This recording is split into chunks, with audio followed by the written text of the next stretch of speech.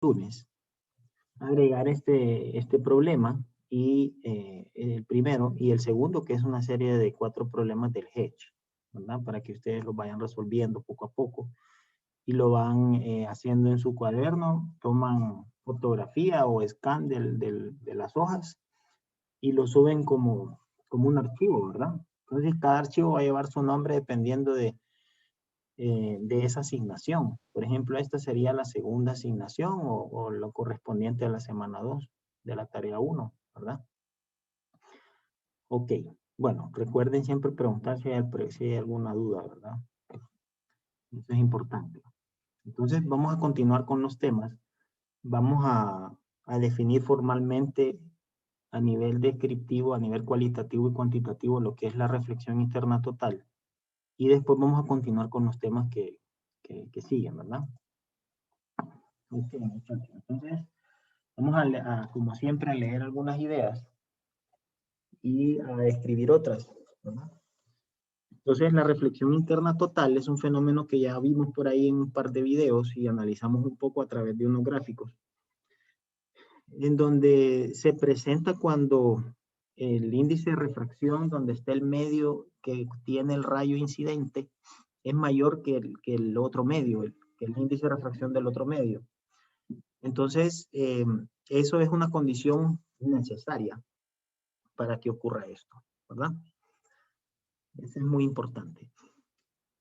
Luego, en determinado ángulo de incidencia para esos dos medios, para ese estado de estos dos medios, yo tengo un ángulo específico al cual el ángulo de transmisión o de refracción alcanzará los 90 grados. Y eso, a ese ángulo de incidencia se le llama ángulo crítico. A partir de ese ángulo crítico, ¿verdad? El 100% de la luz es reflejada por la interfase, por supuesto.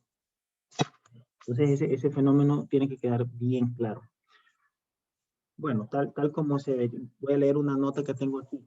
Tal y como se verificó anteriormente, es posible bajo ciertas condiciones que toda luz que incide en una interfase pueda reflejarse completamente, sin ninguna transmisión, siempre y cuando la interfase que divida los dos medios transparentes sean estos medios homogéneos y lineales. Y la interfase cumpla con esa condición. NI, o el índice de refracción del medio 1 es mayor que el índice de refracción del medio 2.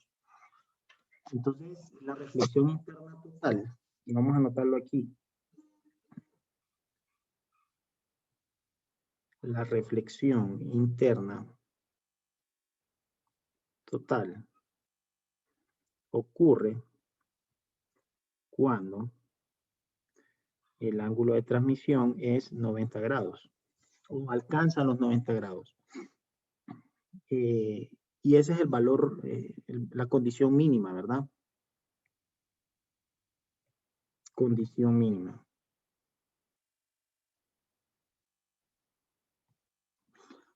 Ok, eso quiere decir que si pues yo, recuerden que tengo aquí una interfase que divide dos medios y en el medio 1 voy a tener el medio denso.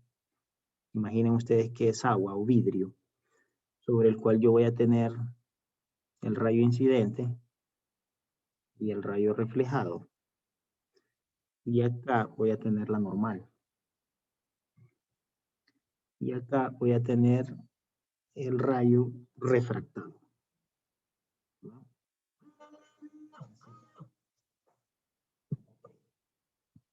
Entonces, aquí tengo ángulo incidente, ángulo de reflexión y ángulo de transmisión. Entonces, tengo NI y NT. NI es mayor que NT. Ok, a medida que yo aumento el ángulo de incidencia, voy cada vez más a aumentar este ángulo de transmisión hasta que alcance los 90 grados. Entonces vamos a plantear bajo esas condiciones la ley de Snell.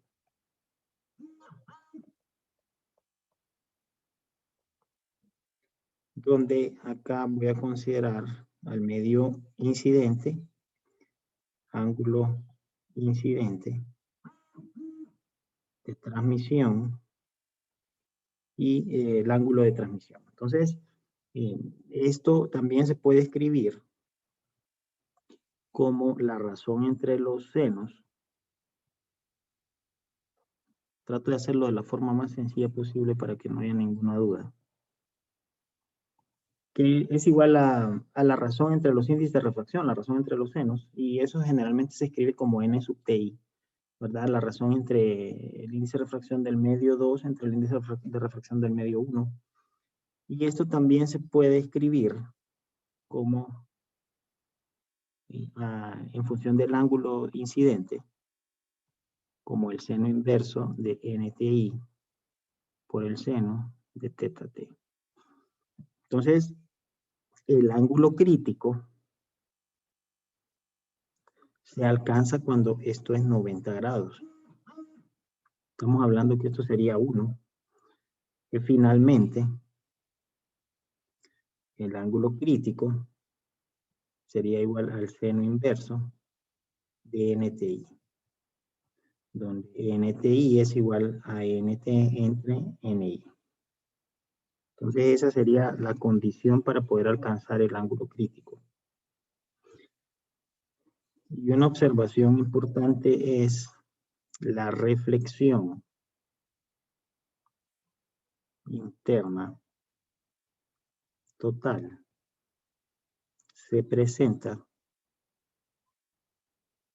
cuando el ángulo incidente es mayor o igual al ángulo crítico, ¿verdad? A partir de ese valor, entonces ya toda la luz se refleja en la interfase. Nada se transmite. Ok, entonces esa es la forma de poder determinar el ángulo crítico, ¿verdad? Algunas aplicaciones que vimos por ahí, pues los prismas de ángulo recto, son otro tipo de prismas, se utilizan mucho para poder desviar la luz o para poder utilizarlos así como si fuesen un espejo, que son estos. La ventaja de esto es que no hay ningún desgaste en la superficie porque obedecen a la reflexión interna total. Es decir, que la interacción a nivel de algún tipo de descomposición de la superficie es mínima, ¿verdad? O a nivel de desgaste como tal, debido a que obedece a este principio y no, la pérdida de energía es mínima también, ¿verdad? Por este mismo hecho. Entonces se utilizan mucho este tipo de prismas para poder desviar la luz a ciertos ángulos rectos en general. También se utilizan en fibras ópticas, como en telecomunicaciones, medicinas y, bueno, aparte de investigación, ¿verdad? Y la ventaja es que para telecomunicaciones la interferencia es nula prácticamente, ¿verdad? Interferencia electromagnética. Ok, bueno, aquí este gráfico es en alusión a que existen ciertos materiales con los que son elaborados estos prismas, y no solo estos prismas, sino que muchos elementos ópticos como lentes, espejos, etcétera, que dependen de ciertas propiedades. Es decir, esos materiales se consideran en función de sus propiedades a ciertas longitudes de onda. Entonces, si ustedes ven este gráfico que está aquí a la derecha, tenemos el vidrio típico de grado óptico, que es este que está acá, ¿verdad? NDK7.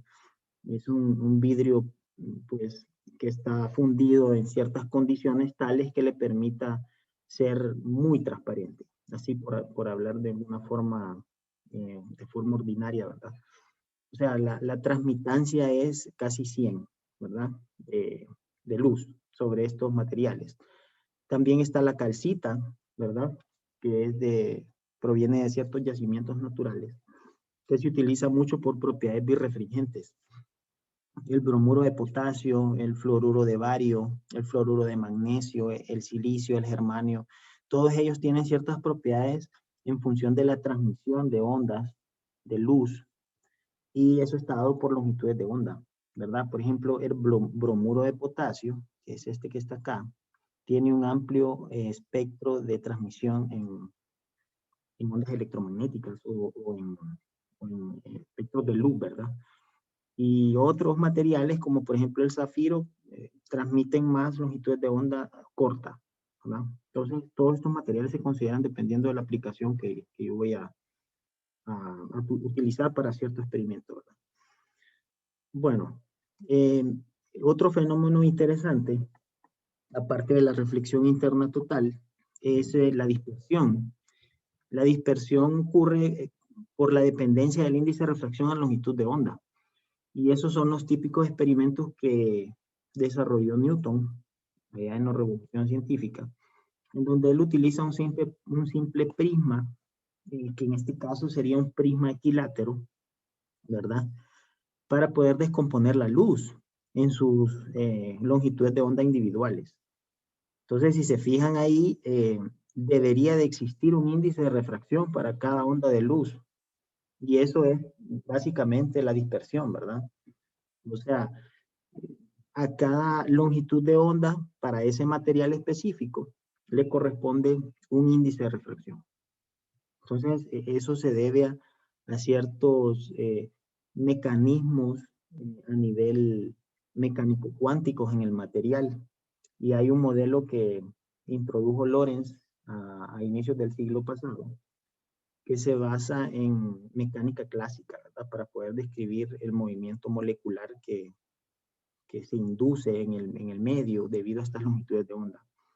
Entonces es algo que voy a ver si lo asigno en una tarea para que lo conozcan un poquito más. Entonces, en este gráfico que está acá, está en el libro de texto, en el Serway, aparecen ciertas curvas para ciertos materiales. El silicato, el borosilicato, el cuarzo, el vidrio crown, ¿verdad? El silicio crown, el fused quartz, el cuarzo fundido con ciertas condiciones para poder transmitir en longitudes de onda corta, y los fluoruros también, ¿verdad? Entonces, se ven en estas curvas que el índice de refracción aumenta cuando disminuye la longitud de onda. Y esa es una característica muy común en los materiales. No ocurre al inverso, ¿verdad? Eso se debe por la absorción y emisión de fotones en el mismo material. Bueno, existen algunos materiales, hablando del índice de refracción, existen algunos materiales que son los materiales artificiales, creados de forma artificial, que son los llamados metamateriales. Negative Index Metamaterial, así se llaman, o NIM, ¿verdad? Que son materiales que se diseñan en función de ciertas propiedades mecánicas y propiedades ópticas.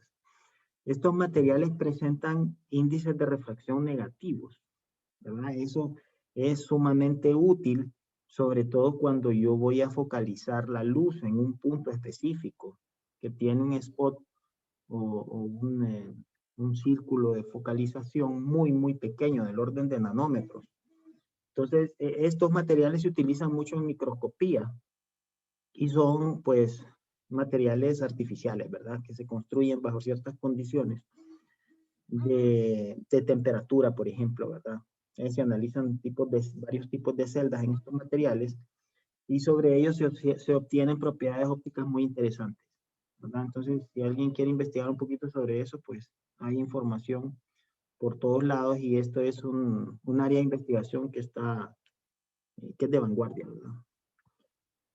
Ok, el ángulo de desviación en un prisma aumenta al aumentar el índice de refracción del material o al disminuir la longitud de onda.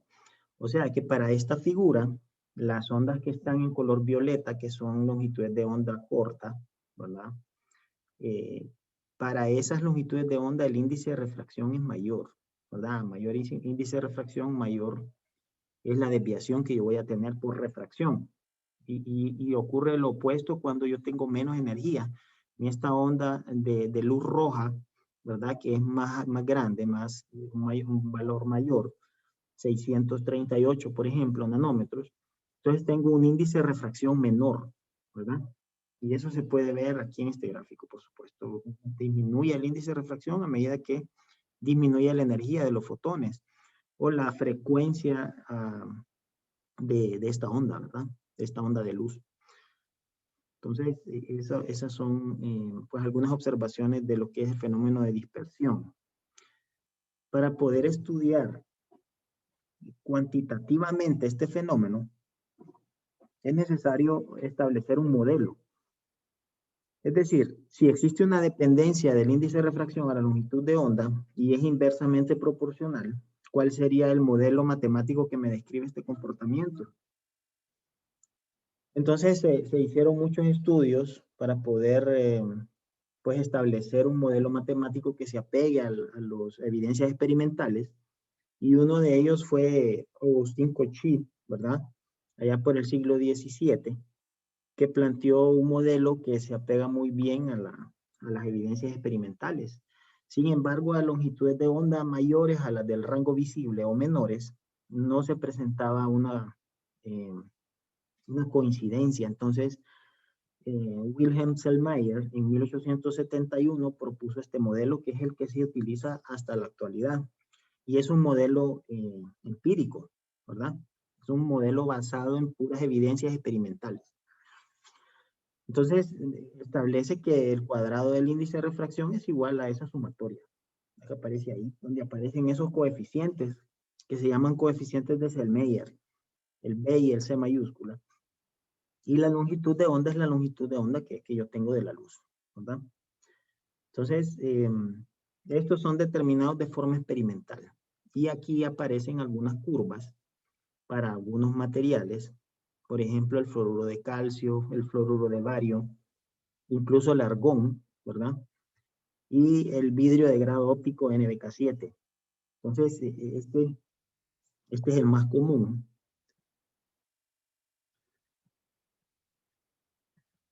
NBK7, que se considera para elaborar lentes, ¿verdad? Entonces, ahí aparece la dependencia del índice de refracción a la longitud de onda. Ya vamos a ver en qué base de datos se obtienen estas curvas, porque están disponibles, ¿verdad? Incluso la gente que trabaja todos estos elementos ópticos, es muy crítico el hecho de poder contar con esta información, ¿verdad? Pues en esta página del fabricante que yo les había comentado, que vamos a hacer alusión bastante en la clase, aparecen los sustratos ópticos que se utilizan para elaborar elementos ópticos. Entonces aquí aparece el fluoruro de bario, la calcita, el fluoruro, el germanio, etc. Entonces el que está seleccionado es el vidrio típico de grado óptico, ¿verdad? NBK7, que presenta pues el fabricante muestra las propiedades más relevantes, incluso muestra un gráfico de el porcentaje de transmitancia o la transmisión de ondas de luz en estos cristales, en donde se establece un rango específico, ¿verdad? A longitudes menores a 400 y mayores a 2700, ya la luz pues no se transmite, ¿verdad? Incluso se muestra un gráfico de la curva de la dependencia del índice de refracción con la longitud de onda, ¿verdad? Y aparece acá 3 términos de la sumatoria de la ecuación de Sellmeier. Entonces ahí aparecen los coeficientes. Y estos coeficientes de Sellmeier se pueden encontrar pues en la página del fabricante de estos cristales, de estos vidrios, ¿verdad? Entonces aparecen otras propiedades como el número de Abbe, ¿verdad? Ese es voy a asignar una tarea en relación a esto porque eh, es una cantidad que me establece el nivel de dispersión de estos materiales, ¿verdad? Está igual el coeficiente de atenuación y otros coeficientes por ahí, como los coeficientes de Fresnel, ¿verdad? Entonces yo les invito a que le den un vistazo a esto para que, o sea, si alguien tiene interés en trabajar con materiales ópticos, entonces tienen que conocer muy bien los tipos de materiales ópticos que se utilizan en la práctica, ¿verdad? Ok, y este es un manual de Schott, que es un fabricante alemán de estos vidrios, que tiene también, pues, mucha información de todos estos vidrios de grado óptico. Incluso está aquí el NBK7 TH, TI titanio con titanio, y el típico, ¿verdad? Entonces aquí ustedes pueden, pues, observar, por ejemplo, este PDK7, que es un tipo de vidrio también de grado óptico que tiene todas las propiedades tanto de números de Abbe como índices de refracción y los coeficientes de Selmayr también, ¿verdad? Algunas propiedades mecánicas adicionales. Bueno, voy a ver si subo este manual o esta base de datos de este fabricante para que ustedes más o menos tengan una idea de todas estas propiedades de estos materiales. Ok. Bueno, en función de este tema de dispersión, yo hice este problema el día de ayer, lo grabé y no lo he subido todavía porque yo esperaba dar la clase. Entonces, cuando termine la clase, voy a subir este video de la clase y voy a subir el video del desarrollo de este ejemplo, ¿verdad? Porque así vamos avanzando un poquito más rápido para que ustedes vean los dos videos. El de la clase no es necesario porque ya están aquí, pero el video sí, del ejemplo, para que ustedes sepan cómo lo resolví. Ahí está también resuelto, ¿verdad? Y tiene que ver específicamente con el tema de dispersión. Entonces aquí lo que más me interesa que conozcan es esta base de datos que es de un investigador en Estados Unidos, que trabaja en un instituto de investigación. Pues por el nombre, al parecer es ruso, ¿verdad? O sea, el nombre Mikhail. Y él pues tiene disponibles cierta cantidad de materiales de grado óptico bajo los cuales se puede obtener las curvas de dependencia del índice de refracción con la longitud de onda. Entonces, digamos que para el caso de este ejemplo específico, se trabaja con fluoruro de calcio. Yo tengo un prisma de fluoruro de calcio y lo que quiero saber es cuál es el θ 4, el ángulo de salida, para rayos entre 400 y 700 nanómetros. Es decir, cuál es el θ 4 para 400 nanómetros y el θ 4 para 700. Eso sirve mucho cuando se va a establecer una configuración en donde se utiliza espectroscopía óptica para poder establecer el rango de longitudes de onda y el rango espacial que va a tener esta dispersión a la salida para poder instalar mi detector. Entonces, acá pues se considera esta página donde el material es inorgánico, por supuesto. Se puede encontrar acá como en la familia de los fluoruros, el fluoruro de calcio. Incluso el ejemplo hace alusión a que esto está a 20 Celsius, ¿verdad? Entonces, si es así, hay que buscar en la página de ese libro para ese material, bajo esta referencia, cuál está, y la más reciente también, cuál está a 20 Celsius, que es esta de acá. Entonces, de esta forma se encuentra pues la curva, ¿ya? Uno puede setear incluso acá el valor del índice de refracción que le interesa, del cual le interesa conocer, perdón, la longitud de onda del cual le interesa conocer el índice de refracción, por ejemplo, 500 nanómetros. Entonces, a 500 nanómetros, el índice de refracción que yo voy a tener es 1.4365. Entonces, más o menos por acá, ¿verdad? Ahí. Entonces, esta es muy útil porque me permite evaluar esos índices de refracción para cierta configuración, para varias longitudes de onda. Y aparecen otras propiedades adicionales, incluso aparece la ecuación de Selmayr ahí, ¿verdad?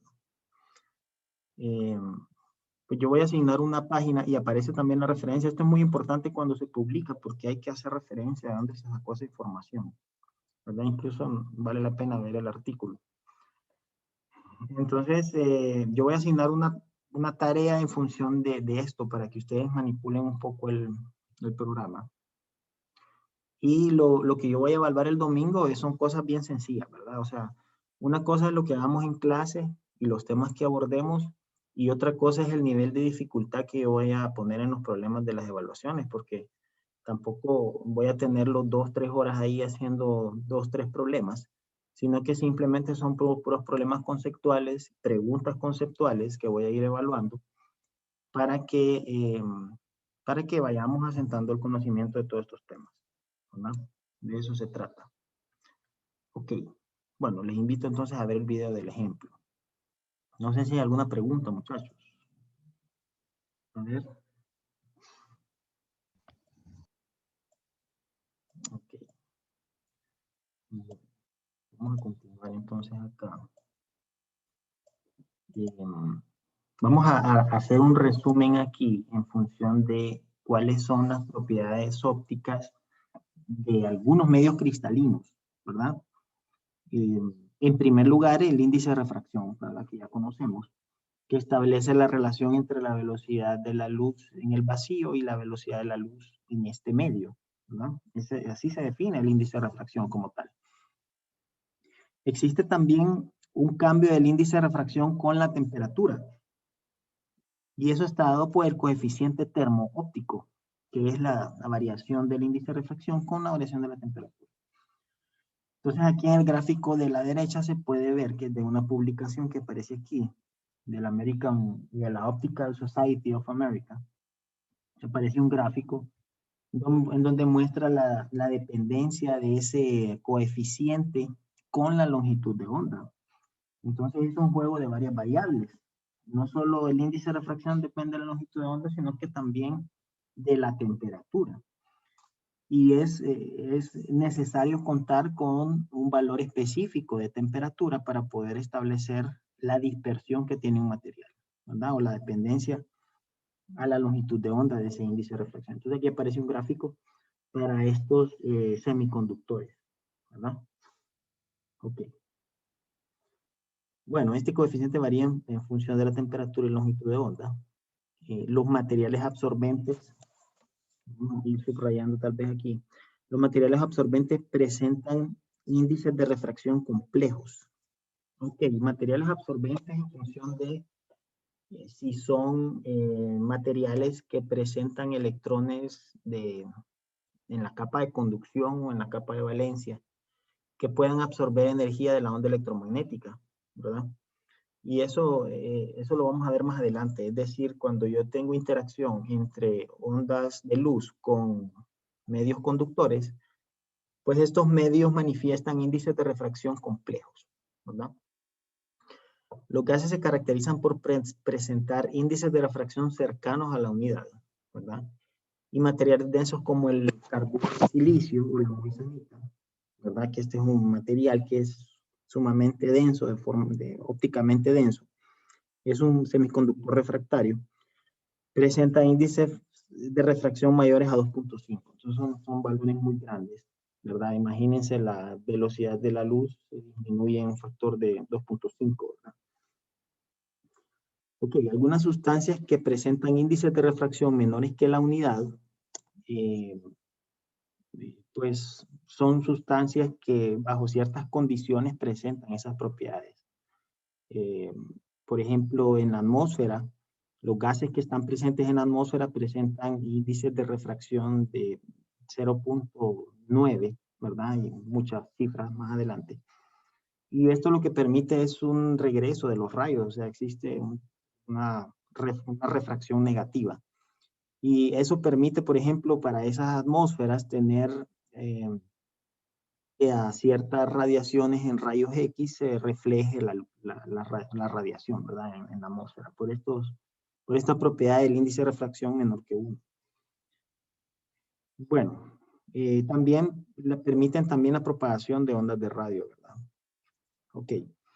Los índices de refracción negativos se encuentran presentes en algunos materiales no naturales, los metamateriales que había mencionado, que son aplicados a la construcción de superlentes que permiten alcanzar resoluciones del orden de los nanómetros, ¿verdad? Esos son materiales artificiales.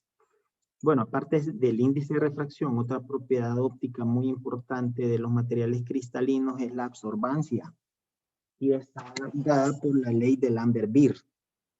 La ley de Lambert-Beer me establece a mí que el nivel de absorbancia de una sustancia está dada por esa ecuación que está ahí. Imagínense ustedes que yo tengo aquí una muestra que tiene una sustancia, puede ser en estado sólido, líquido, gaseoso, sobre la cual yo voy a emitir una onda de luz. Entonces se va a medir la intensidad antes de penetrar en la muestra y al final, ¿verdad?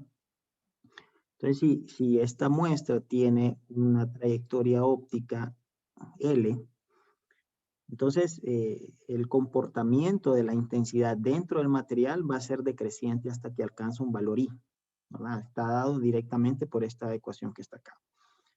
Entonces a ese coeficiente alfa que está acá se llama coeficiente de atenuación. Atenuación óptica. Y la intensidad viene dada por el cuadrado del campo eléctrico. Eso se ve ahí en 4.15. Bueno, esa es una ley que posiblemente la veamos en alguna tarea. Voy a ver si lo tengo por ahí. La dispersión, que lo mencionamos también, está descrita empíricamente por la ecuación de Selmayr, ¿verdad? Entonces, es un fenómeno muy importante. La dependencia del índice de refracción de la longitud de onda. Otra propiedad es el número de Abbe. En honor a este físico alemán, Ernst Abbe, que allá pues, a inicios del siglo pasado, del siglo XX, él trabajó con materiales ópticos, incluso fundó esta compañía se llama Carl Zeiss, que construye microscopios y todavía existe. Y él pues fue el que introdujo una propiedad óptica adicional a los materiales, que se llama número de Abbe, que lleva su nombre. Está dada por esta ecuación que está aquí abajo, ¿verdad? Por esta ecuación. Ese número de Abbe depende de 3 índices de refracción. Esos índices de refracción están dados. Estos son índices de refracción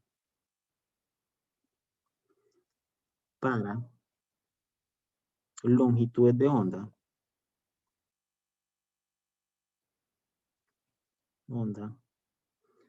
De 3 líneas de Fraunhofer, que son del espectro solar.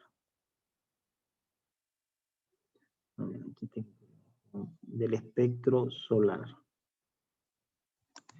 Bueno, esto lo van a ver ustedes más adelante con más detenimiento y van a hacer una tarea al respecto para poder entender un poquito a qué se refiere.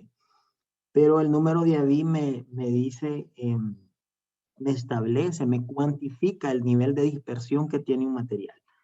Y esto se comporta así. Un número de Abbe grande indica una baja dispersión y viceversa, ¿verdad? Entonces, eso es una observación muy importante que tienen que recordar. Es decir, que si ustedes miran un material con un número de Abbe muy pequeño, más o menos de 20 unidades, eso no tiene unidades, ¿verdad? Esos son números sin unidades. Pues presenta una mayor dispersión que uno que tenga 40 o 50, ¿verdad? Entonces, eso lo van a ver ahí en estos materiales. Por ejemplo, para el fluoruro de calcio aparece el número de Abbe de 95, ¿verdad? Y para otro, por ejemplo, el vidrio de grado óptico, que está aquí en los vidrios, ¿verdad? El BK7, por ejemplo, representa un número de Abbe de 64. O sea, la dispersión aquí es mayor, ¿verdad? A eso se refiere. Bueno, en comparación con el fluoruro de calcio. Ok, y otra última propiedad importante, pues, es la transmitancia y la refractancia. ¿Qué sería transmitancia y reflectancia? Está mal escrito. Reflectancia. Entonces, esto me establece la razón entre la intensidad del rayo que se refleja, la reflectancia, entre la intensidad del rayo que se refleja y la intensidad del rayo incidente. Y la transmitancia es entre el rayo transmitido y el rayo incidente. Entonces, supongamos que yo tengo una interfase y tengo reflexión y transmisión. Entonces, voy a tener la reflexión y la transmisión, voy a tener una intensidad incidente, una intensidad reflejada y una intensidad transmitida. Y eso se define en dependencia del índice de refracción y de los ángulos en función de las ecuaciones de Fresnel. Las ecuaciones de Fresnel son las que me dan estas relaciones de forma más en función de las características del sistema, ¿verdad? Eso lo vamos a ver más adelante. Ok, no sé si hay alguna pregunta hasta ahora, muchachos, que no he escuchado a nadie. A ver, Abder, Angie, David, ¿alguna duda, observación? Muchachos, o Denis, todo está claro hasta ahora. ¿Verdad? Sí, yo creo que sí está claro todo, licenciado, Ok. en los momentos. Bueno, ahí las notas están disponibles para que vayan leyendo. Y recuerden que en el examen no voy a preguntar cosas tan complicadas. Simplemente quiero que así con calma vayan entendiendo en la medida de lo posible lo que voy explicando. Bueno, otro fenómeno que es muy importante es el fenómeno de polarización. Pues es un fenómeno que se descubrió posterior a los trabajos de dispersión de Newton. Fue Christian Huygens el que pues definió la polarización en función de sus ondas transversales, ondas de luz. Y es un fenómeno que solo se puede describir a través del comportamiento ondulatorio. Entonces, una de las manifestaciones que pone en evidencia que las ondas de luz son de naturaleza transversal es la polarización.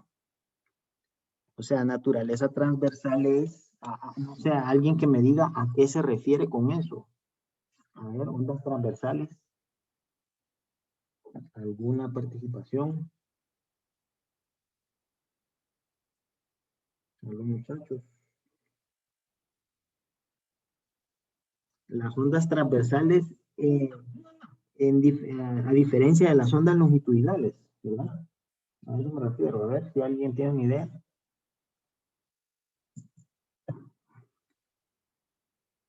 A ver, muchachos, David.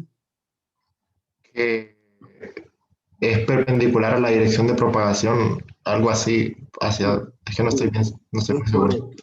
Sí, las ondas, las que vieron en física 200, que son ondas mecánicas, las ondas mecánicas transversales, así como las ondas electromagnéticas, tienen una dirección de propagación que es perpendicular al movimiento, en este caso de los campos, ¿verdad? Campo eléctrico y magnético, que vamos a ver más adelante. Y en el caso de las mecánicas, la dirección de propagación es perpendicular al movimiento de las moléculas o partículas del medio, ¿verdad? Esas son las transversales y las longitudinales es en la misma dirección como las ondas sonoras. Entonces, la transversalidad de este tipo de ondas de luz que se definieron en el tiempo de Huygens, en el siglo XVII y siglo XVIII, manifiesta una propiedad que se llama polarización. Entonces, por ejemplo, vamos a comenzar con el hecho de que en una fuente de luz natural o artificial, ¿verdad? Artificial generada de forma eléctrica, por ejemplo, se emite una gran cantidad de ondas luminosas individuales. Y su orientación depende de la orientación del campo eléctrico generado. Por ahora vamos a asociar a la onda de luz como una onda de campo eléctrico que se propaga de forma transversal. Y estas ondas de campo eléctrico son generadas por átomos o moléculas en particular dentro del material que está siendo excitado. Por ejemplo, en el caso de la luz solar, esas son por las reacciones químicas que tienen estos gases, como el helio, en la superficie del Sol, ¿verdad? Entonces, esas excitaciones hacen que existan transiciones electrónicas y se emitan una infinidad de cantidad de fotones que forman un haz de luz. Y al final la propagación de estas ondas es esférica, ¿verdad? Pero imagínense que yo tengo un haz luminoso como el haz de un láser, por ejemplo. Entonces ese haz tiene una anchura, una sección circular y tiene muchísimas ondas que viajan en ese haz.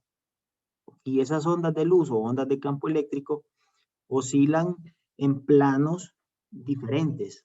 O sea, como es una onda transversal, puede oscilar de forma vertical, horizontal o inclinada a 45 grados. Entonces, un haz luminoso que tiene ondas de luz que no oscilan en el mismo plano, como esta primera, entonces esa se llama luz no polarizada, ¿no? sea, son direcciones de oscilación de forma aleatoria en varios planos para todos esos haces que viajan, o todas esas ondas que viajan por ese haz, perdón. Sin embargo, puedo tener polarización vertical, por ejemplo, si todas las ondas que viajan por ese haz oscilan de forma vertical y se propagan de forma transversal, por supuesto, ¿verdad? O puede ser horizontal cuando oscilan en un plano horizontal, ¿no? Entonces, la polarización me establece la disposición del plano de oscilación de estas ondas de luz, o ondas de campo eléctrico. Ok, el resultado de la luz no polarizada es la superposición de ondas individuales con distintas orientaciones de oscilación. O sea, yo no voy a tener esto que está acá, o sea, distintos planos, sino que voy a tener uno solo, porque al final todas esas ondas de luz en un instante determinado se van a sumar, van a formar una superposición y van a dar en una resultante, en un plano resultante.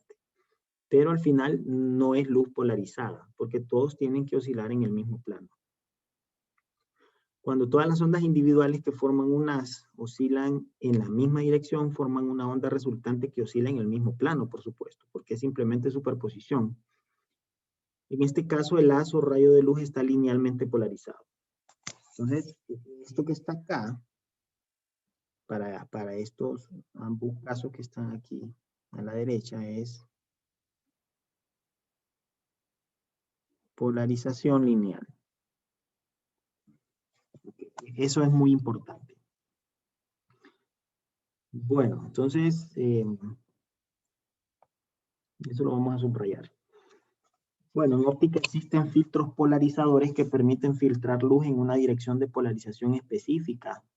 El material de polarización óptica más común es el Polaroid, que fue descubierto por Edwin Land en 1938 ahí en la Universidad de Harvard, que era un químico, asistente de un instructor de laboratorio, y que ellos, mediante ciertos métodos químicos, crearon una hoja de un silicón que tiene propiedades ópticas que en ese tiempo fueron muy interesantes.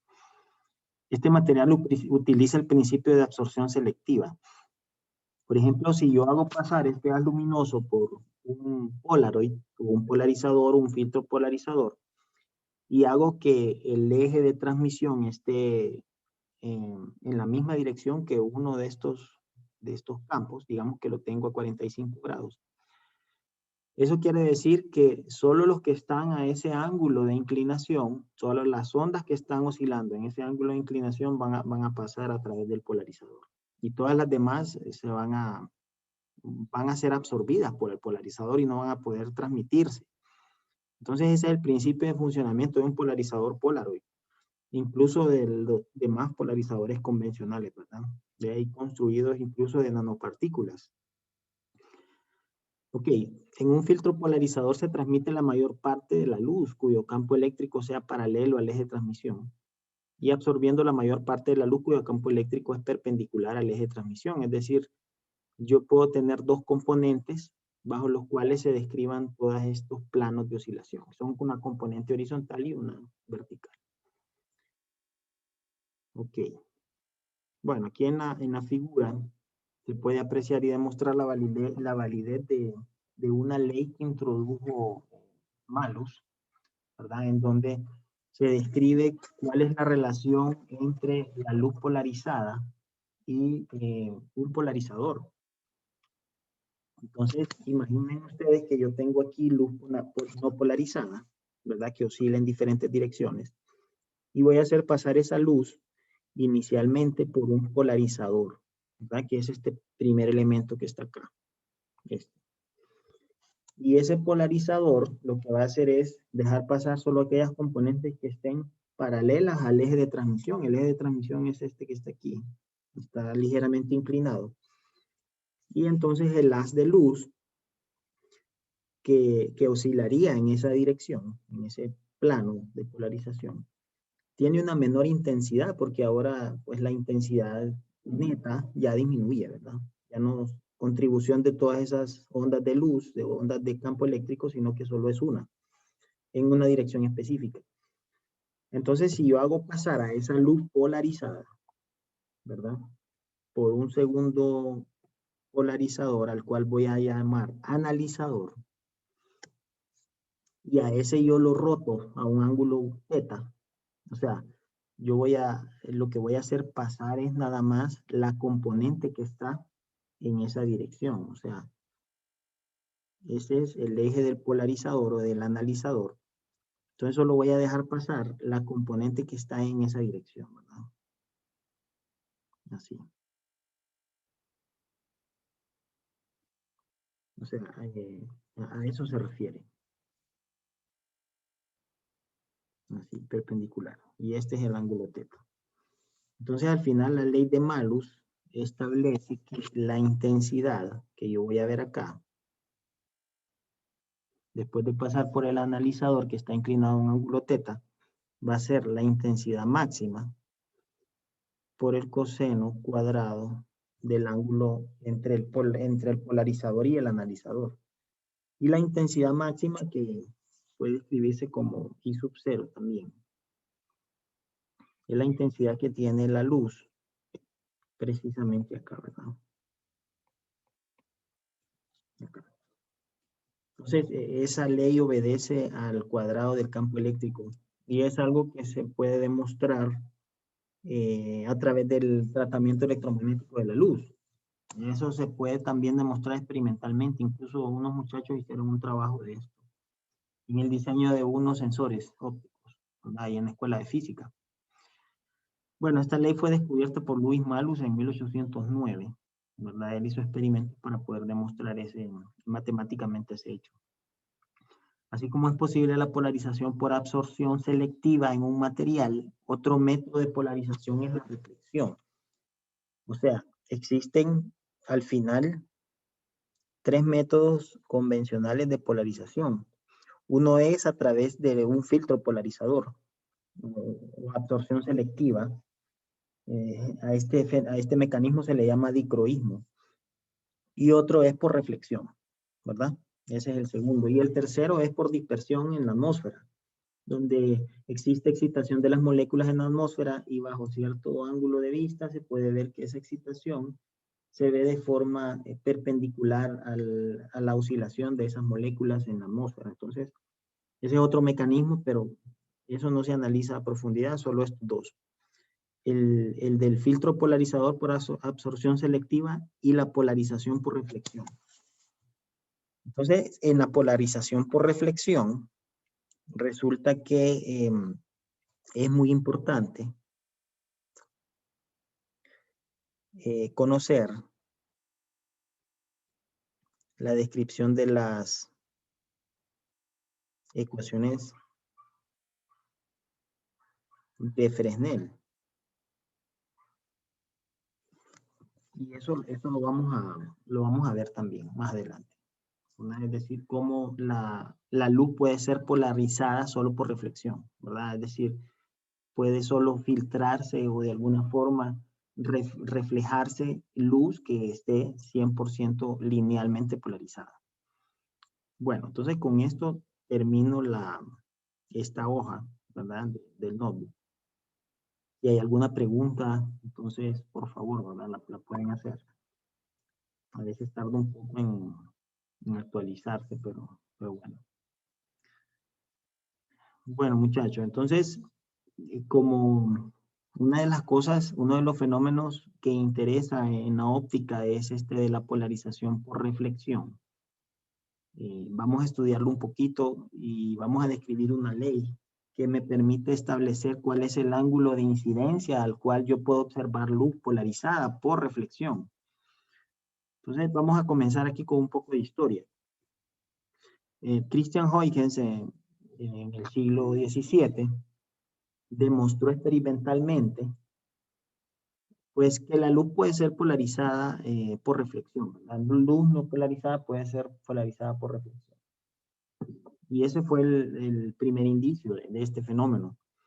Y por reflexión es posible polarizar luz en dirección perpendicular al plano de incidencia. Entonces, ¿en qué plano va a quedar polarizada la luz? En forma perpendicular al plano de incidencia. Recuerden que el plano de incidencia es el que contiene a los tres rayos, al incidente, reflejado y al transmitido. Entonces, si yo quiero dibujar una parte del plano de incidencia, sería este de aquí, ¿verdad? Estamos, entonces, la luz que se refleja bajo ciertas circunstancias quedaría polarizada perpendicular a ese plano, ¿verdad? Ok. Bueno, este fenómeno ocurre a cierto ángulo de incidencia denominado ángulo de polarización. Ese ángulo de incidencia pues es similar al ángulo crítico, ¿verdad? Para reflexión interna total. Entonces, eso hay una forma de poder determinar ese ángulo. Y eso lo vamos a hacer también.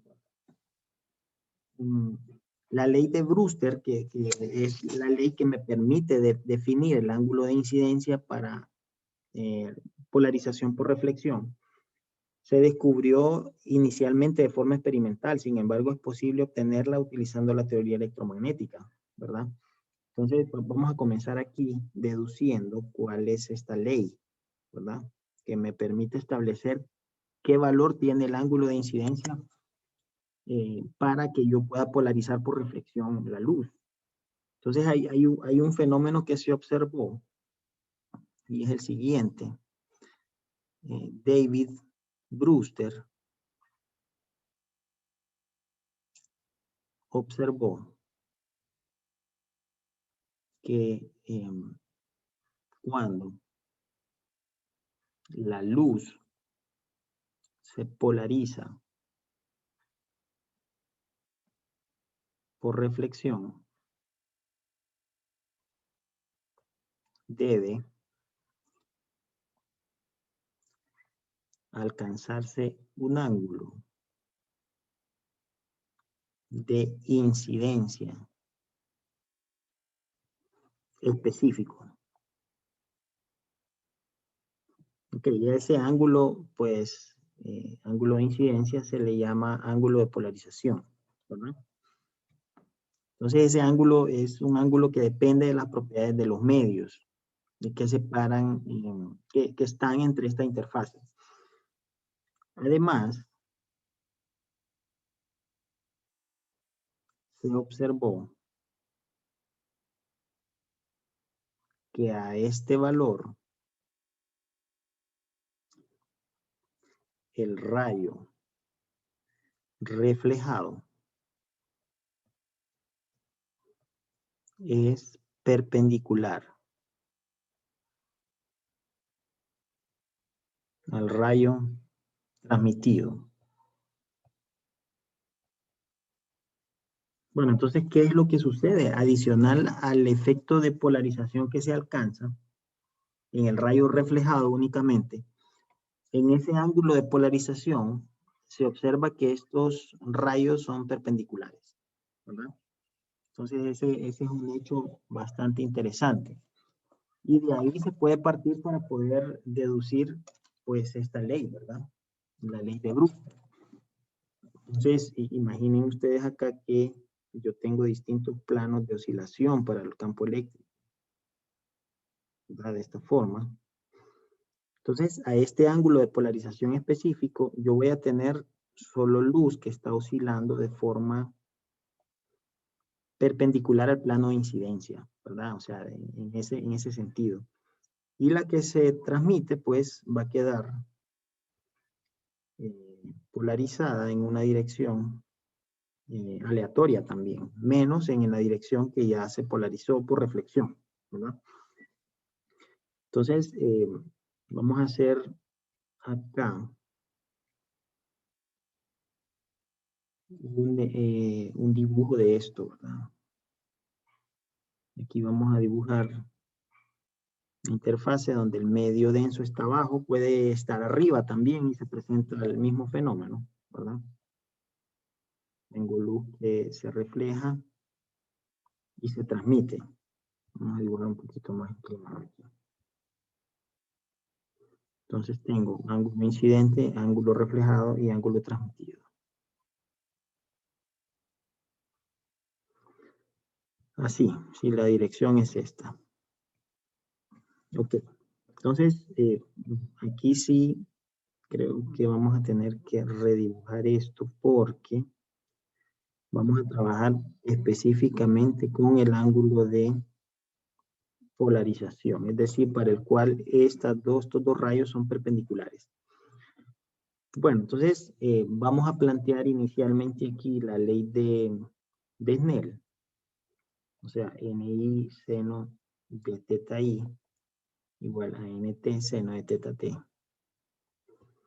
Y podemos evidenciar que si esos dos rayos, el reflejado y el transmitido, son perpendiculares, el ángulo de reflexión también lo tengo acá, ¿verdad? ¿Cierto? Y ese ángulo de reflexión, por la ley de reflexión, es igual al ángulo incidente. O sea que yo pudiese escribir acá que teta sub t es igual a 90 menos teta sub i, ¿cierto? Esto también es igual a menos nt seno de teta i menos 90 grados. O sea, dándole vuelta al argumento. Entonces, lo que quiero acá es demostrar, pues, o ver la forma de poder describir ese seno, ese corrimiento 90 grados, ¿verdad? Esto, si ustedes grafican el seno, se van a dar cuenta que esto es igual al coseno del ángulo, ¿verdad? Por ese corrimiento. O sea, lo que están haciendo ahí es un corrimiento hacia la derecha del seno del ángulo, y ese corrimiento hacia la derecha, si ustedes le cambian signo, le ponen un signo menos, van a obtener el coseno. Ese igual puede ser una identidad, ¿verdad? Entonces, de esta forma, bajo esa condición, este ángulo debe llamarse ángulo de polarización. Es decir que, utilizando este lado y este, puedo escribir que la tangente del ángulo de polarización es NTI, ¿verdad? Y esa sería la ley de Brewster.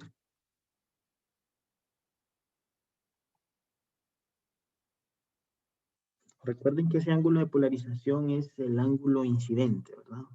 Entonces, si en un problema me piden determinar el ángulo de polarización para cierta pareja de medios, entonces simplemente utilizo esta ley, ¿verdad? Es conocida como ley de Brewster. Ok. Bueno, no sé si hay alguna pregunta hasta ahora. Bueno, entonces aquí se pueden ver dos imágenes. La imagen superior, en la fotografía izquierda, se puede ver que se refleja gran cantidad de la luz en la ventana de vidrio, ¿verdad? Se puede observar ahí parte del cielo. Sin utilizar ningún filtro polarizador, ¿verdad? Ahora, cuando yo utilizo un filtro polarizador que es perpendicular o es paralelo en este caso al plano de incidencia, entonces lo que yo voy a observar es la parte interior, sin reflexión de luz en la ventana, porque como la luz se refleja polarizada en una dirección específica, yo utilizo un filtro polarizador para rotarlo en dirección a 90 grados, entonces no voy a poder observar esa luz que se refleja, que está polarizada.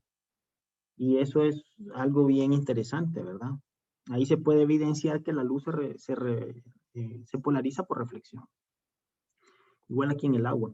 Si yo utilizo lentes polarizadores o unos lentes de sol, por ejemplo, entonces yo puedo observar el fondo del agua más claramente, ¿verdad? Porque estoy cancelando toda esa luz que se refleja y que de cierta forma se polariza, ¿verdad?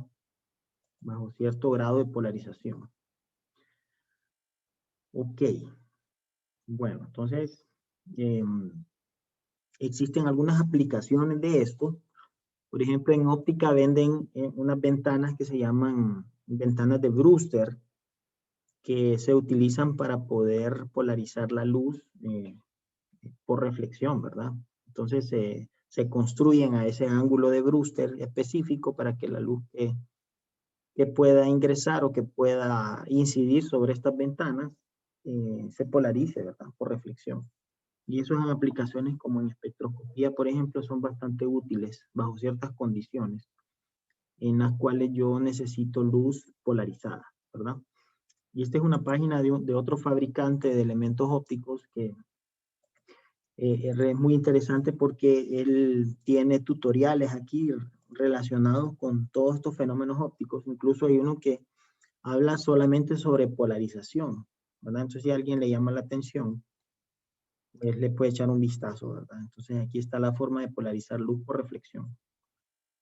Y los polarizadores, ¿verdad? Se habla un poco sobre los platos de longitud de onda y los otros hechos interesantes. Aquí, la misma imagen que habíamos visto se muestra aquí, ¿verdad? Aquí no se utilizan lentes de sol para poder observar el reflejo de las ventanas, pero aquí al utilizar lentes de sol se ve un poco el interior porque se cancelan esas ondas que se polarizan, ¿verdad? Por reflexión. Igual acá, ¿verdad? Lo mismo ocurre. Entonces, esta página está muy interesante por eso mismo. Ok. Bueno, entonces vamos a hablar un poquito sobre la polarización circular y la polarización elíptica, ¿verdad? Porque hasta ahora solo hemos visto luz no polarizada y luz linealmente polarizada. O sea, que luz que tiene ondas de campo que oscilan en el mismo plano, ¿verdad? Entonces, cuando existe un estado de polarización tal que su dirección es a 45 grados, o sea, digamos, vamos a establecer acá que yo tengo un haz de luz que tiene todas esas ondas de campo eléctrico oscilando en el mismo plano de polarización a 45 grados. Entonces, lo que va a suceder ahí es que voy a poder describir esa onda de campo, esa onda de luz o onda de campo en función de dos componentes, una componente horizontal y una componente vertical, ¿verdad? Y lo que se va a considerar aquí es el análisis individual de estas componentes, ¿verdad? O sea, yo voy a hacer una descripción de la onda de luz que está polarizada o del haz polarizado a través de estas dos componentes. Ok. Entonces, voy a poder sumar algebraicamente estas dos ondas. Recuerden que una onda, en caso de las ondas mecánicas que ustedes vieron por ahí, dependen del vector o de la dirección del elemento o de la posición del elemento del medio a lo largo del eje de propagación y del tiempo, ¿verdad? Eso ustedes lo vieron por ahí en Física 200. Entonces simplemente tengo que sumar estos dos vectores. Ahora la pregunta es, ¿qué sucede con el campo neto? O sea, con este campo que está rotado a 45 grados. ¿Qué sucedería con este cuando yo manipulo una de estas componentes? Y la voy a manipular de tal forma que voy a hacer un corrimiento. O sea, voy a hacer un retardo en una de las dos con respecto a la otra de una cantidad de 1/4 de longitud de onda. Recuerden que la longitud de onda es la distancia entre dos puntos adyacentes que tienen el mismo valor, ¿verdad?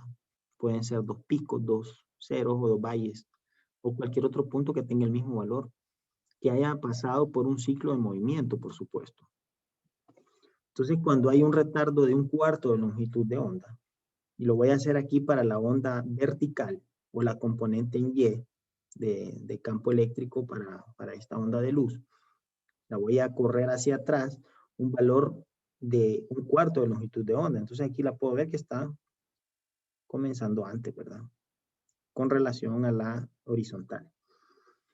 Entonces, ¿cuál sería la resultante? Bueno, la polarización resultante es circular. A eso se le llama polarización circular cuando yo tengo un retardo lambda cuartos de una de estas componentes, lo que significa que al propagarse a lo largo del eje Z, la dirección de E cambia en un patrón circular. Es decir, que la dirección del campo neto resultante cambia, o del plano de polarización cambia en un patrón circular, ¿verdad? Cuya superficie es perpendicular a Z. Entonces vamos a ver este video para poder ver un poquito más claro este hecho, ¿verdad? Es un video de una simulación bien sencilla. No es necesario compartir el audio. Porque no tiene ningún sonido, ¿verdad? Entonces imaginen ustedes que yo tengo las dos componentes de la onda de luz o de la onda de campo ¿verdad? Que la resultante es la que está en color verde, ¿verdad? O sea, el plano de polarización es a 45 grados y está polarizada linealmente. Entonces, ahora lo que se va a hacer es que se va a hacer un corrimiento de fase en una de estas dos, ¿verdad? Un cuarto de ciclo. Entonces hago un corrimiento hacia atrás de la vertical y se observa que las componentes a medida que la onda se propaga tienen ese comportamiento, ¿verdad? Y cuando yo dibujo el vector, entonces voy viendo que él se mueve en un círculo, ¿verdad? O sea que existe el plano de polarización que yo voy a ver ahí es un plano circular, ¿verdad? Y eso se le llama luz polarizada circular, de forma circular. También existe polarización elíptica cuando yo tengo un retraso que es diferente a lambda cuartos, puede ser lambda octavos o 3 lambda cuartos, ¿verdad? Entonces es diferente porque las magnitudes del campo eléctrico son distintas, ¿verdad? Entonces, esa es la forma de poder obtener polarización también elíptica. Cuando yo hago un corrimiento que no es exactamente lambda cuartos, ¿verdad? Sino que es otro valor. Es decir, cuando estas componentes son de distinta magnitud. Bueno, cuando hay un retraso de la mitad de una longitud de onda, entonces se puede manipular el plano de polarización dependiendo de la dirección de rotación del elemento que permite hacer este retraso, ¿verdad? Entonces, no vamos a entrar mucho en detalle en este porque experimentalmente se puede entender mejor que de forma explicándolo, ¿verdad? Creo que la circular sí se entendió muy bien, pero cuando yo tengo un retraso lambda medios, entonces es diferente, ¿verdad? Se manipula el plano de polarización y uno lo puede rotar dependiendo de qué dirección lo quiera. Bueno, entonces, para provocar este retraso, tanto lambda cuarto como otro valor, en una de las componentes de campo de luz, se utilizan materiales birrefringentes o materiales con propiedades anisotrópicas. Propiedades anisotrópicas se refiere a propiedades en donde no se mantiene una isotropía, es decir, a nivel de propiedades ópticas en cualquier dirección que yo disponga mi material. Yo debería de tener las mismas características ópticas, pero la anisotropía no. Si yo dispongo el material en cierta posición, entonces las propiedades ópticas son diferentes a posicionarla a 90 grados o a 180, ¿verdad? Entonces, esos son los materiales birrefringentes. Y estos materiales presentan índices de refracción que dependen de la dirección de polarización. Entonces, aquí hay otro fenómeno interesante. O sea, la dependencia del índice de refracción a la dirección de polarización. Entonces, imagínense, este es un material birrefringente, ¿verdad? Material birrefringente. Por ejemplo, puede ser calcita, el carbonato de calcio, ¿verdad? Él presenta índices de refracción dependiendo de la dirección de polarización de la luz. Entonces, imagínense ustedes que yo tengo este haz de luz acá, que está polarizado en 4 direcciones. O sea, tiene luz que oscila verticalmente, horizontalmente, a 30 grados y a 60 grados, ¿verdad? O sea, el haz contiene ondas que oscilan en esos campos de oscilación, en esos campos de polarización, en esos planos, perdón.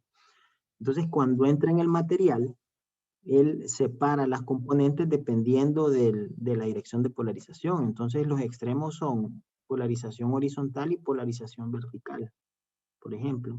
Y los intermedios pueden ser polarización a 30 y a 60 grados. Y eso es lo que hace el material, ¿verdad? Hace un filtrado al final de la luz que está polarizada. Y asigna a cada rayo un índice de refracción, o cada rayo asigna un índice de refracción al material dependiendo de su estado de polarización. Entonces el carbonato de calcio o la calcita es un material pues muy común para poder hacer esto, ¿verdad? Ok, y por ejemplo, la calcita tiene un índice de refracción cuando la luz está polarizada paralela al plano de incidencia de 1.658, ¿verdad? Y cuando es perpendicular es de 1.486. Estos valores están dados a 589 nanómetros. Entonces, por ejemplo, si vemos este video aquí rápidamente, vamos a poder ver dos imágenes en la calcita. Ese es un cristal de calcita. Entonces se pueden ver dos imágenes porque hay luz que sale, que está polarizada de forma vertical y otra de forma horizontal, ¿verdad? Entonces ahí se puede ver que con el filtro polarizador se puede manifestar un estado de polarización y otro, ¿verdad? Ok. Ajá, muchachos, preguntas, alguna observación. Solo yo he estado, pues, hablando aquí, no sé. ¿Alguna pregunta, Denis o Abner? Sí, puede volver a poner el video para observar bien el fenómeno. Este de aquí. Sí, ese. Ok. Yo estoy viendo dos textos, ¿verdad? Uno arriba y otro abajo. Y ahí está el filtro polarizador, que solo observa una y la otra, ¿verdad? Cuando yo lo estoy rotando. Entonces solo está filtrando una de las componentes. No sé si lo veo un poquito mejor. Yo voy a ver la forma de subirles otro par de videos de esto. Creo que aquí hay otro, en donde se muestra casi lo mismo, ¿verdad? Ahí se ven los dos puntitos rojos, ¿verdad? Por la birrefringencia de la calcita, ¿verdad?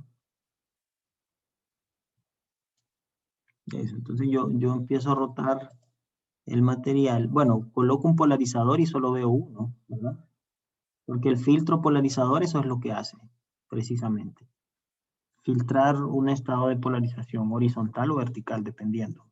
Entonces eso se le llama doble refracción, a lo que hace el material birrefringente, ¿verdad? O la calcita en este caso.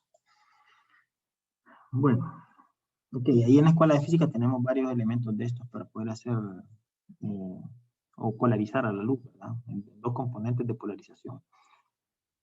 Bueno, vamos a finalizar con esto. Tiene que ver con el principio de Huygens. Este principio es muy importante en óptica porque está basado en la teoría ondulatoria que introdujo, bueno, no introdujo, sino que defendió Christian Huygens, en el cual establece que la luz se propaga bajo una onda que no se conocía, que era de campo eléctrico o magnético, hasta que llegó Michael Faraday y Maxwell. Y él solo entendía que es una onda transversal que se propagaba, pero no se sabía cuál era su naturaleza. Entonces, en 1678 propuso un método que es geométrico, puramente geométrico, basado en un tratamiento puramente ondulatorio, mediante el cual se pudo demostrar la ley de reflexión y de refracción que se observaba de forma experimental, o sea, fenomenológicamente se podía manifestar, pero no se sabía qué modelo lo podía explicar. Entonces él propuso este método que tiene el siguiente argumento. Vamos a ver, vamos a mostrar acá el principio de Huygens. Bueno, este establece lo siguiente. Todo punto de una fuente de onda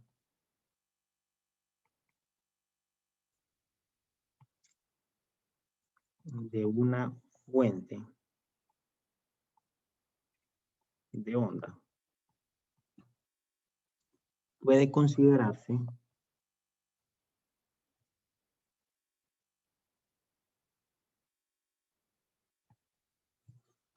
la fuente de ondas secundarias. Fuente de ondas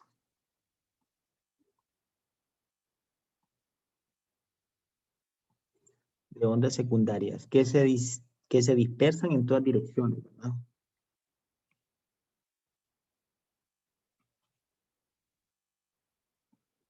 En todas direcciones. Vamos a ver mediante una imagen como a qué se refiere. Y con una rapidez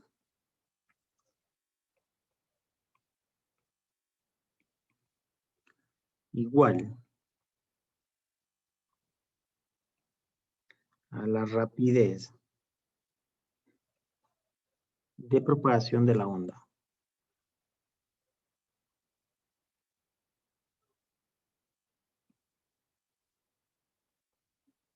En este caso sería la onda de luz, ¿verdad?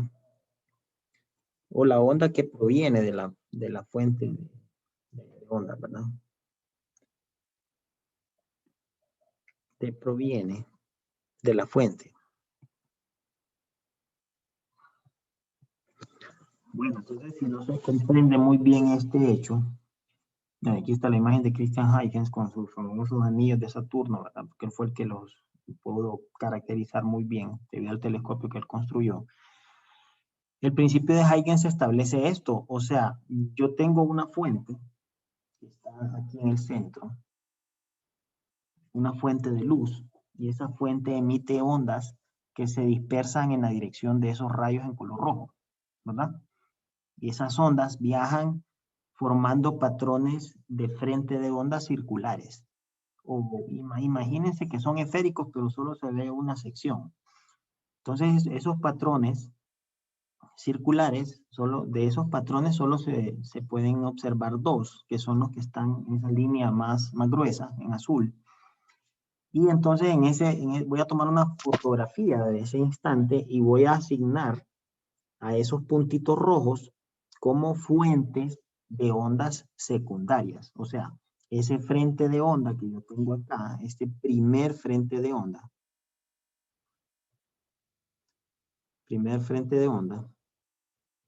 va a contener a esos 6 puntitos rojos que son, bajo el principio de Huygens, fuentes de ondas secundarias. ¿Y cuáles serían los frentes de onda? Para dibujar dos nada más de esas fuentes, son esos círculos que son de menor grosor, ¿verdad? Entonces se dibujan solo dos frentes de onda, de forma tal que están dados en el mismo instante, o sea, la propagación de esas ondas, de esas fuentes secundarias, tiene la misma velocidad que de las que provienen de la fuente original. Entonces, en un instante de tiempo, al tomar una fotografía, las tangentes que pasan por esos frentes de onda formarían el segundo frente de onda, ¿verdad? ¿De quién? De la onda original que proviene de la fuente. Entonces, ese es el principio de Huygens. Y eso se puede ver también no solo para ondas circulares que se propagan en frentes de onda circular, sino que en frentes de onda planos, ¿verdad? Entonces, ahí se puede observar que esos frentes de onda de las ondas secundarias, de las fuentes de onda secundaria, producen esos nuevos frentes de onda para la onda original, ¿verdad? Y esto generalmente tiene una separación de una longitud de onda, ¿verdad? De esa forma se puede explicar mejor, porque es mucho más fácil poder entenderlo. Entonces, esa es la forma de poder visualizar un poco el principio de Huygens. Ok. Bueno, entonces, aquí hay un applet que me permite observar este principio. Entonces, aquí lo hace por partes. Aquí lo que está mostrando inicialmente es un frente de onda. Un frente de onda para luz que se va a propagar en el medio 1 y va a interactuar con esta interfase que separa el medio 1 del medio 2 y va a haber reflexión y va a haber refracción, pero aquí se está mostrando el frente de onda que es perpendicular a la dirección de propagación de la incidente, ¿verdad? Entonces se puede ver nada más en esa primera escena, por decir así, cuando pasa el frente de onda del rayo incidente. Nada más. Entonces ahora en el siguiente paso, lo que se va a ver es que en la interfase, pues van a existir fuentes de ondas secundarias, ¿verdad? Bajo el principio de Huygens. Entonces, a medida que va pasando por cada una de esas fuentes, el frente de onda va generando esas ondas secundarias. Entonces, se va observando el frente de onda del rayo reflejado y el frente de onda del rayo refractado. Y hay algo bien interesante acá. Y es lo siguiente. Vamos a ver. Quiero que alguien identifique cuál es la diferencia entre las ondas secundarias y en el medio 1 y las ondas secundarias en el medio 2. A ver si alguien me dice cuál es la diferencia. Las del medio 1 tienen mayor longitud de onda, pareciera. No. Lo voy a poner otra vez. Fíjense bien qué diferencia hay. O sea, entre las ondas que se generan en el medio 1 por las fuentes secundarias y las del medio 2. A ver.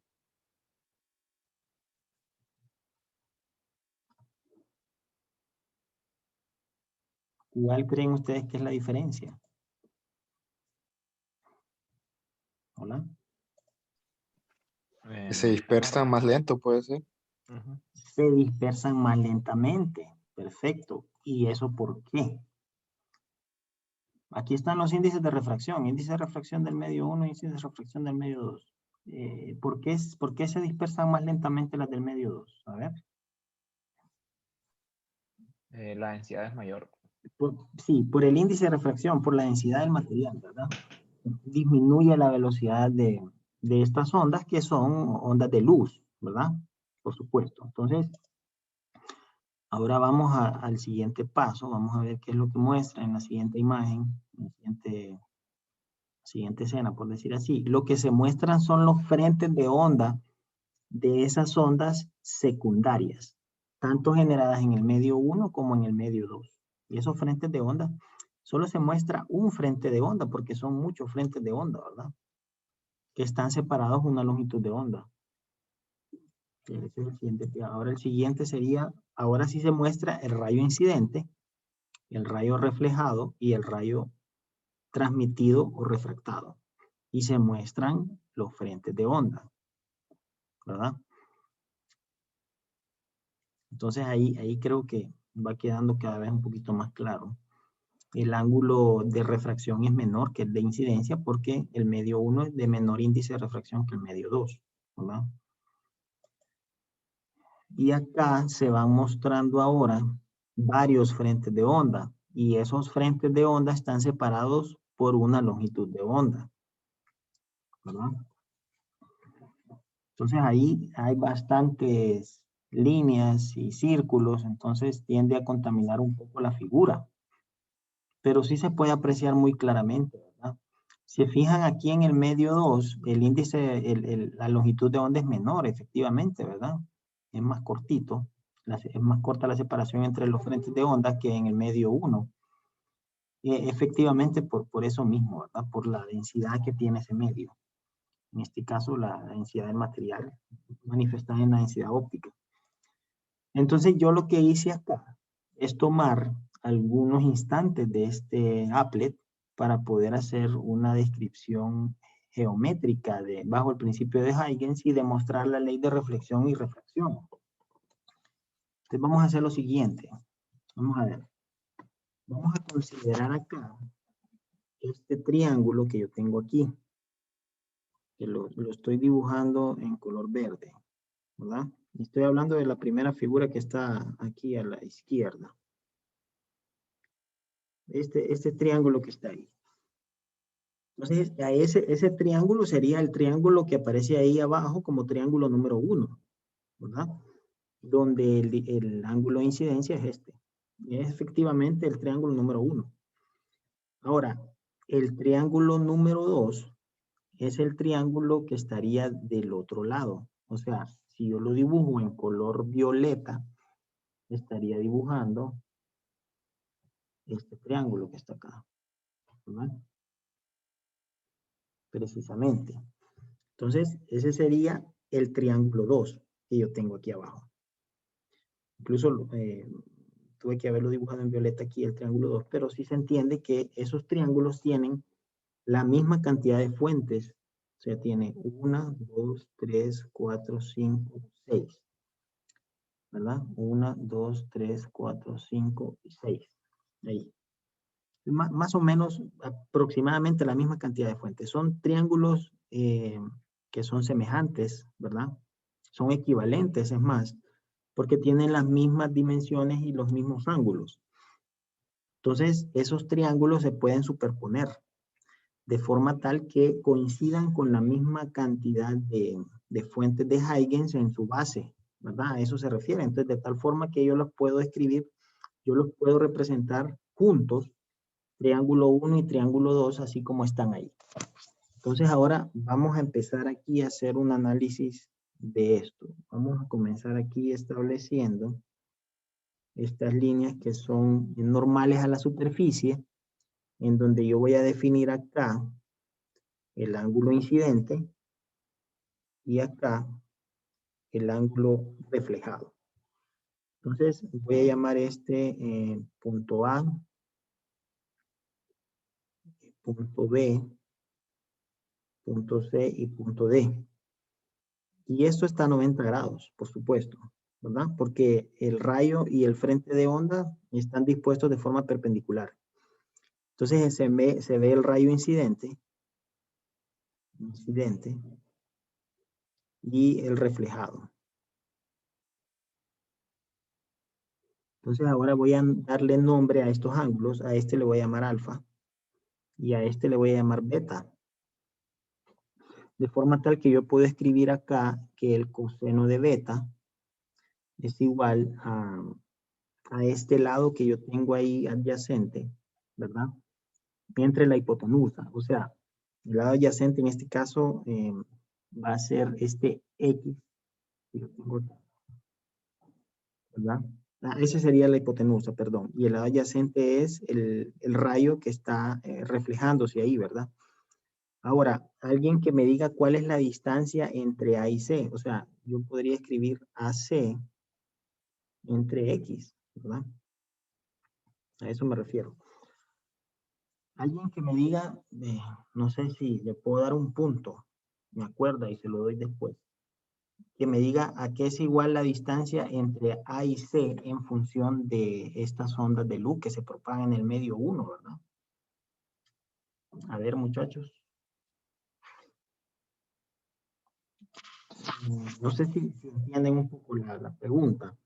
Es decir, yo puedo medir esa distancia a través de la velocidad, ¿verdad? O sea, yo puedo establecer aquí un valor de velocidad en el medio 1 en un tiempo que le toma recorrer la luz del punto A al punto C, ¿verdad?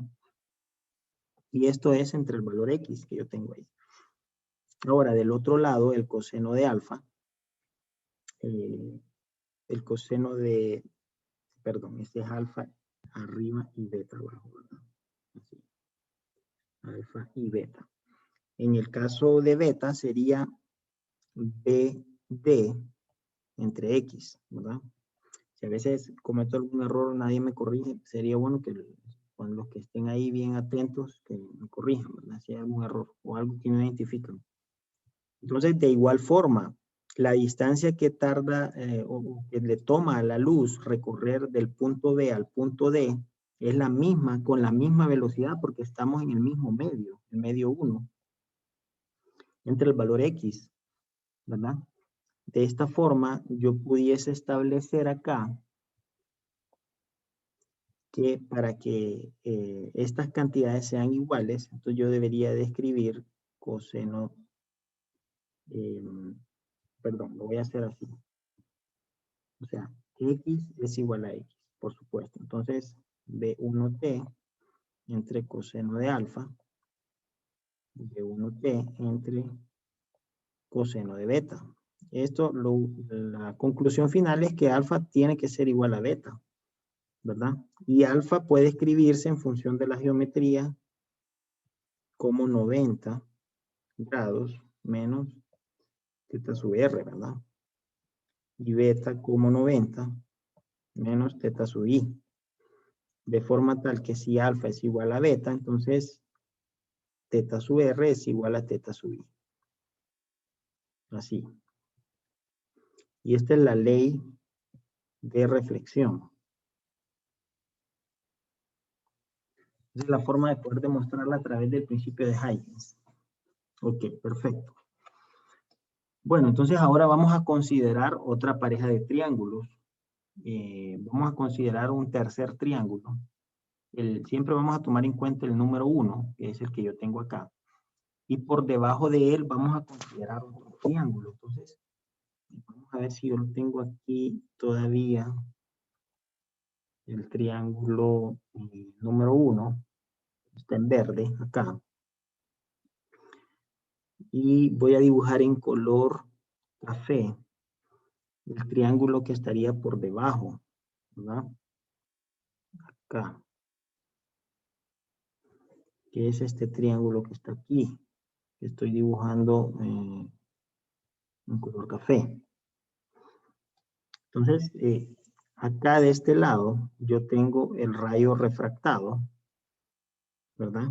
Que es ese que puedo dibujar en color rojo, este. Y el que está en la parte superior, este de aquí es el rayo incidente, ¿verdad? Entonces esos dos triángulos están aquí. Triángulo 1 y triángulo 3 que están por debajo. Entonces recuerden que aquí, este es NI y este es NT. Entonces el rayo incidente y el rayo refractado, ¿verdad? Incidente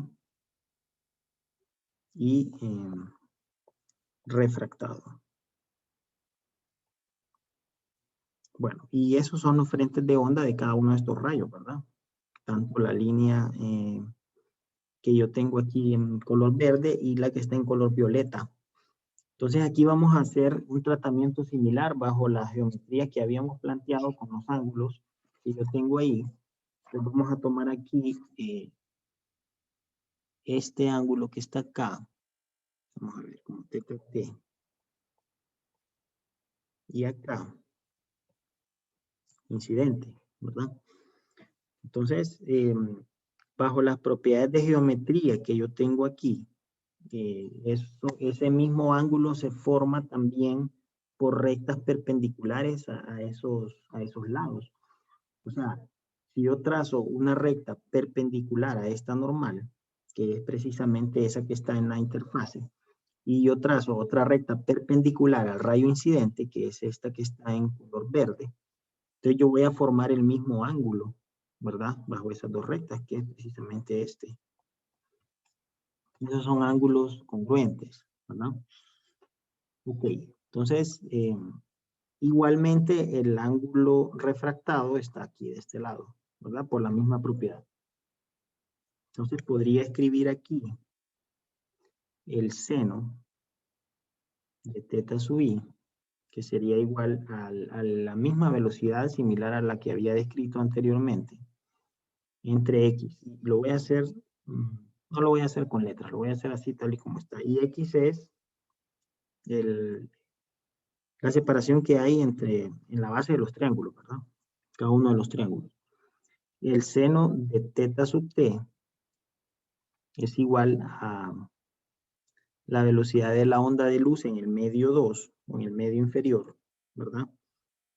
Entre el valor x también. Esos son los lados opuestos para esos senos, ¿verdad? Recuerden que estamos describiendo esos senos en función de estos ángulos, de este y de este.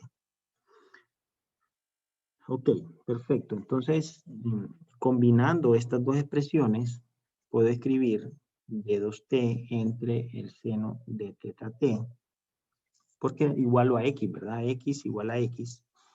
Y del otro lado, b1t entre el seno de teta sub i.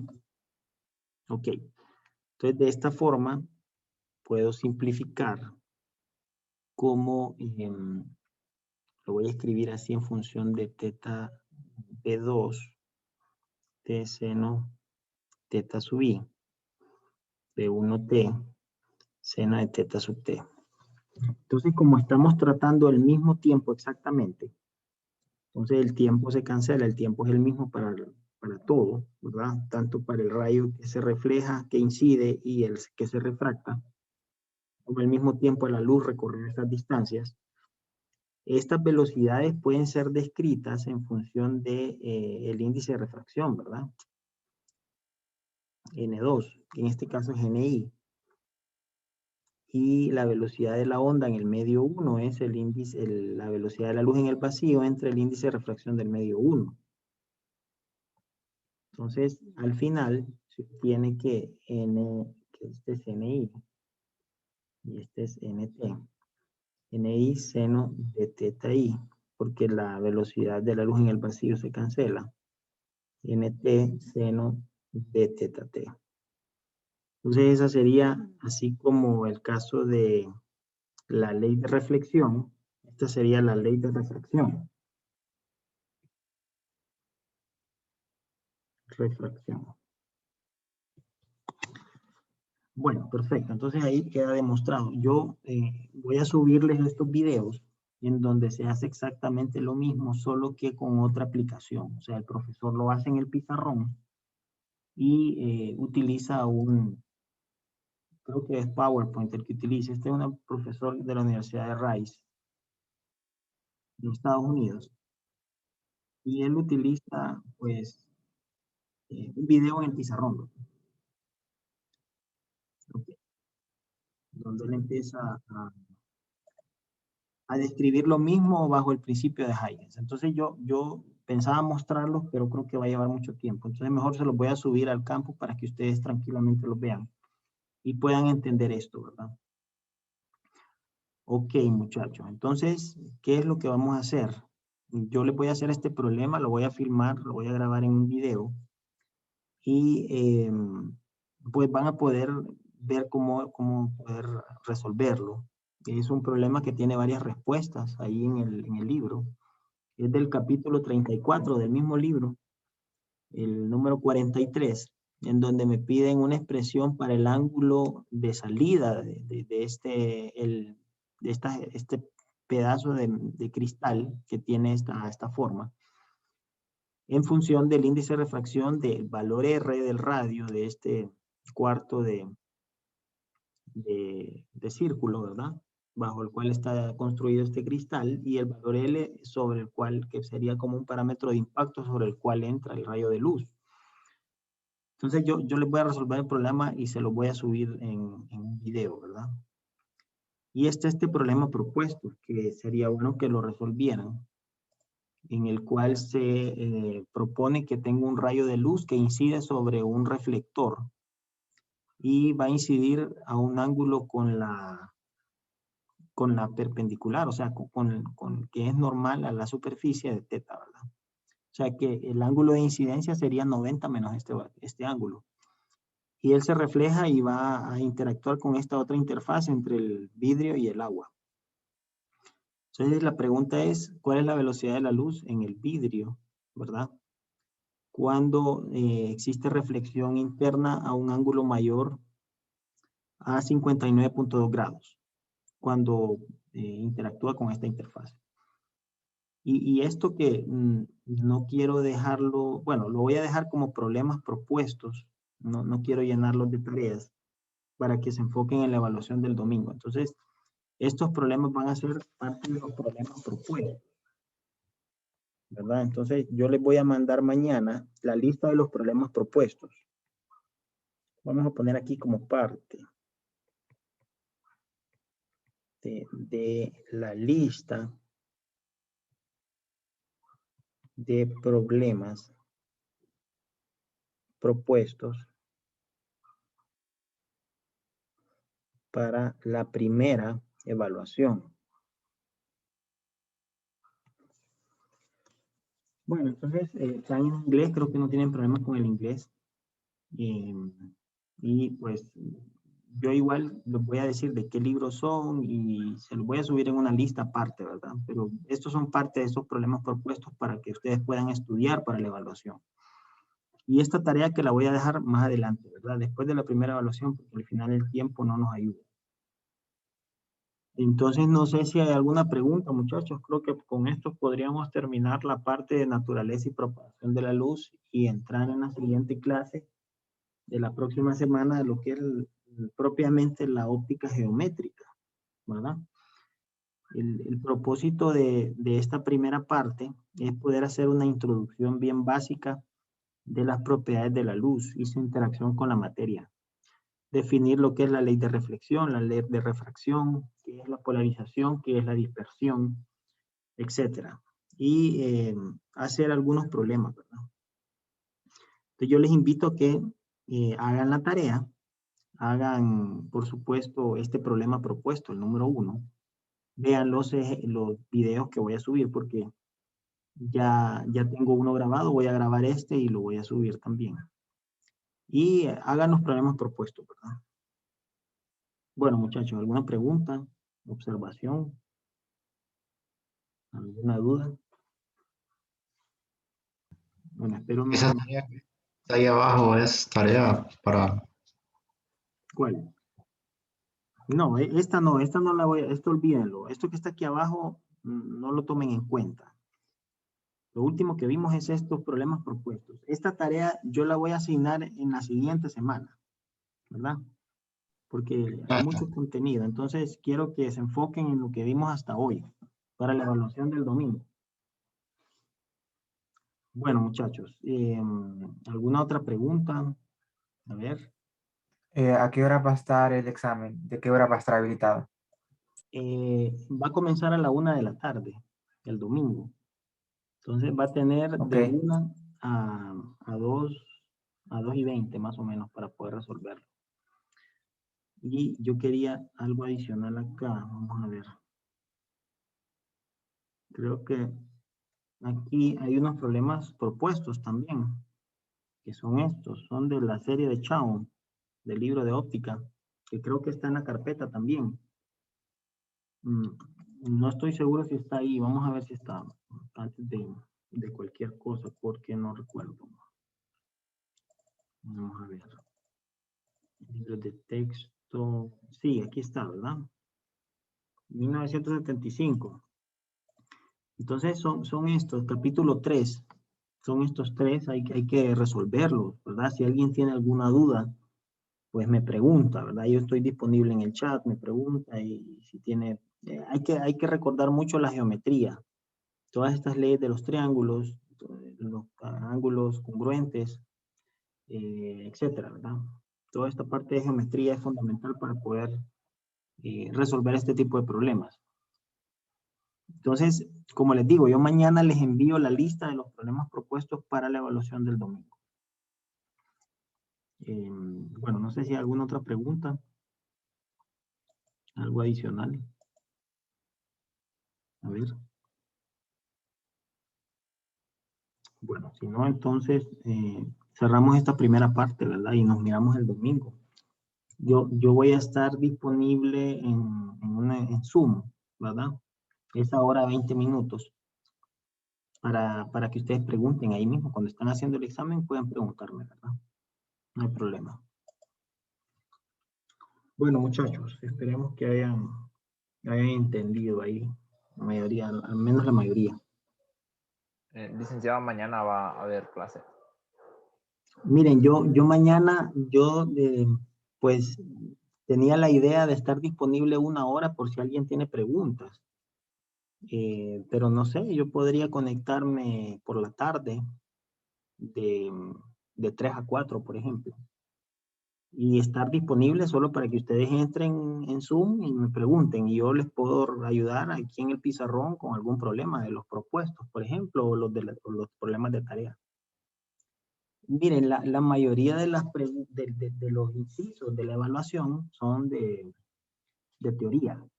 Por ejemplo, la historia de la óptica. O sea, se van a preguntar algunas cosas de cosas conceptuales a medida de la teoría, esto de la naturaleza y propagación de la luz y algunos problemas. O sea, no es nada del otro mundo.